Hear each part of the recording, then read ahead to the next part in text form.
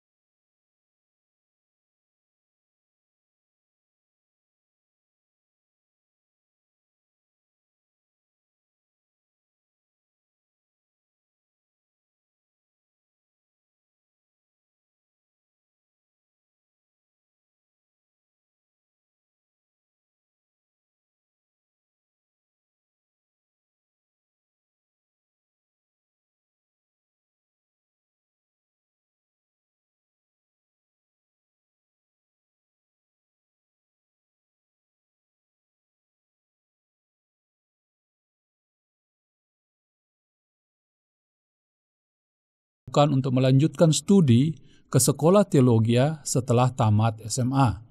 Pada tahun 1989, akhirnya saya masuk ke sekolah teologi di Institut Injil Indonesia di Kota Wisata Batu. Selama pembentukan di sekolah teologi, banyak hal yang Tuhan bukakan kepada saya sebagai persiapan awal untuk melayaninya. Istri saya juga lahir dan bertumbuh dalam keluarga Kristen. Bahkan ayahnya adalah seorang pendeta. Dia merupakan anak bungsu dari 8 bersaudara yang berasal dari Pulau Nias di Sumatera Utara. Sebagaimana saya, istri saya juga, walaupun hidup dan bertumbuh dalam lingkungan Kristen, tetapi dalam hidupnya, ia belum menerima Kristus secara pribadi. Pada waktu ia mengalami sakit, ada satu firman Tuhan yang dia terima dari Yeremia 10 ayat 23 yang berkata, "Aku tahu ya Tuhan, bahwa manusia tidak berkuasa untuk menentukan jalannya, dan orang yang berjalan tidak berkuasa untuk menetapkan langkahnya." Firman Tuhan inilah yang telah merubah cara pandang serta hidupnya, sehingga akhirnya dia menerima Kristus secara pribadi di dalam hidupnya. Setelah menamatkan sekolah menengah atas, ia kemudian melanjutkan studi ke sekolah teologi. Dalam pembentukan di sekolah teologi lah dia mendapatkan panggilan untuk melayani Tuhan secara lintas budaya.